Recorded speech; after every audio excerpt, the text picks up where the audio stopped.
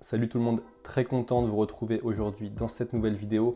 On va comparer un modèle entrée de gamme et un modèle haut de gamme. Et en seconde partie de la vidéo, je vais essayer de vous aider à faire votre choix si jamais vous hésitez entre ces deux types de modèles.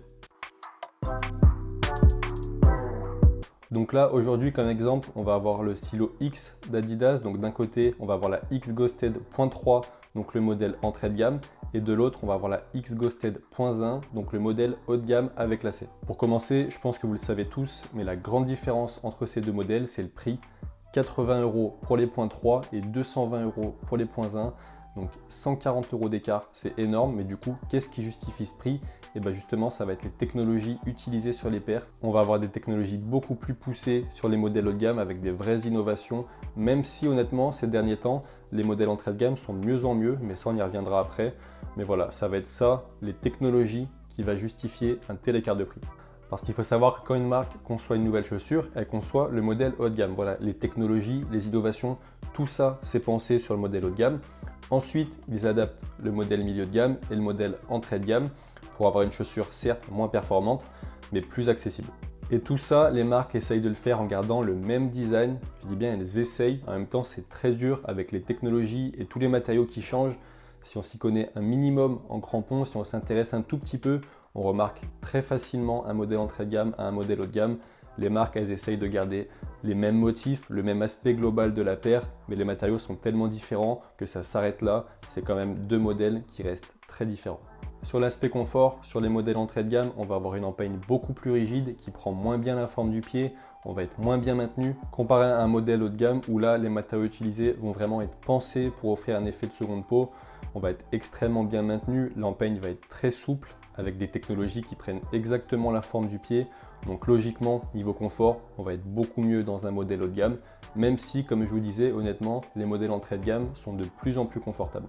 La semelle aussi va être différente, on ne va pas avoir le même type de plastique, ça va être un plastique beaucoup plus basique qui va être utilisé sur les modèles entrée de gamme comparé au modèle haut de gamme où là le plastique et la semelle va être beaucoup plus souple, donc un meilleur confort aussi à ce niveau. Et également sur la X Ghosted .1, on va avoir une technologie qui intègre une plaque de carbone à l'intérieur, donc technologie qu'on ne retrouvera pas sur les modèles .3. Le toucher de balle également va changer. Sur les modèles entrée de gamme, on va avoir une tige plus épaisse, moins souple, donc forcément on aura un moins bon ressenti avec le ballon comparé au modèle haut de gamme où là elle est très fine, très souple, donc on va avoir un meilleur ressenti avec le ballon. Mais une autre chose très importante aussi, c'est la durabilité. Voilà, quand on achète un modèle haut de gamme, on sait qu'on va en avoir pour un bon moment avec. Les matériaux qui sont utilisés sont beaucoup plus résistants et surtout les finitions sont beaucoup plus poussées sur les modèles haut de gamme. Ça va être des modèles beaucoup mieux finis. Et je pense que vous avez tous connu les semelles en mauvais état avec la semelle qui se décolle à l'avant, ça baille, niveau finition, c'est n'importe quoi. Et bien ça, on le sait que sur les modèles haut de gamme, on va avoir beaucoup moins de chances de se retrouver avec ce genre de trucs. Donc voilà en gros les différences sur les modèles entrée de gamme et les modèles haut de gamme.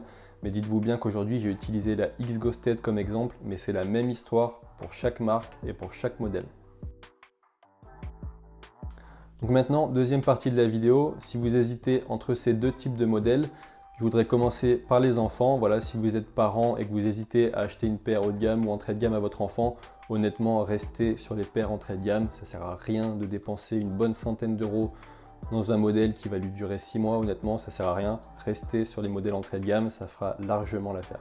Maintenant, si vous êtes un adolescent en pleine croissance, honnêtement, restez sur des modèles entrée de gamme. Ça ne sert à rien de dépenser beaucoup de sous sur des versions haut de gamme, ça ne va pas vous rendre plus fort. Moi, de mes 7 ans, quand j'ai commencé le foot, jusqu'à mes 16-17 ans, j'ai toujours joué avec des modèles entrée de gamme. J'en ai toujours été très content.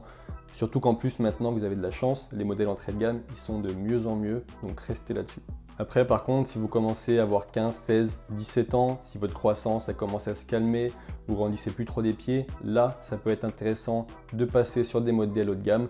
Et donc, petite technique pour avoir des paires moins chères, parce que je sais qu'à cet âge-là, avec l'argent de poche, avec les parents qui ne veulent pas mettre plus de 200 € dans des crampons, ce que je comprends totalement, et ben moi, ce que je vais vous conseiller, c'est de prendre les versions haut de gamme précédentes de l'année dernière. Par exemple, aujourd'hui, j'ai parlé de la X Ghosted .1, et ben prenez la X 19.1. Vous pouvez facilement trouver des modèles haut de gamme d'années précédentes sur Internet, aux alentours de 150, 170 €, je pense. Vous pouvez facilement en trouver. Et si, comme moi, vous avez des villages de marque, des villages outlets, et ben franchement, allez-y, parce qu'il y a souvent des très bons coups à faire. Moi, quand j'étais plus jeune, c'est ce que je faisais, Internet ou les villages de marque. Comme ça me permettait d'avoir des paires haut de gamme à des prix vraiment très intéressants. Maintenant, pour les adultes qui jouent occasionnellement ou ceux qui s'en foutent un peu du côté performance, qui veulent juste prendre du plaisir, honnêtement, rester sur les modèles entrée de gamme, il n'y a aucun souci, ça fera largement l'affaire. Et pour ceux qui s'entraînent plusieurs fois par semaine, toute l'année, si vous recherchez plus de confort avec de meilleures sensations, là oui, c'est intéressant de passer sur des modèles haut de gamme. Puis aussi, il faut se poser la question, est-ce que c'est pas mieux d'acheter une paire à 150 € avec la petite technique que je vous ai donnée, qui va vous durer en moyenne 2 saisons, peut-être plus, plutôt que d'acheter 2 paires entrée de gamme en 2 saisons. Au final, ça va vous revenir plus cher et en plus, vous allez avoir de moins bonnes sensations. Donc voilà, c'est ce genre de questions qu'il faut se poser si jamais vous hésitez entre un modèle haut de gamme ou un modèle entrée de gamme. Donc voilà, c'est la fin de cette vidéo. Ça en est tout pour aujourd'hui, mais en tout cas, gardez bien en tête que c'est pas la paire qui fait le joueur. Vous allez beau avoir la dernière paire haut de gamme qui est sortie, ça va pas vous rendre meilleur. Donc voilà, gardez bien ça en tête. C'est juste une question de confort, de sensation et de durabilité. En tout cas, si la vidéo vous a plu, n'hésitez pas à laisser un j'aime. Si vous avez des questions, n'hésitez pas aussi à me les poser dans les commentaires. Et puis, abonnez-vous à la chaîne. Je vais essayer de sortir une vidéo par semaine à partir de maintenant. Donc, si vous ne voulez pas les louper, abonnez-vous. Et moi, je vous dis à bientôt sur Côté Joueur pour de prochaines vidéos.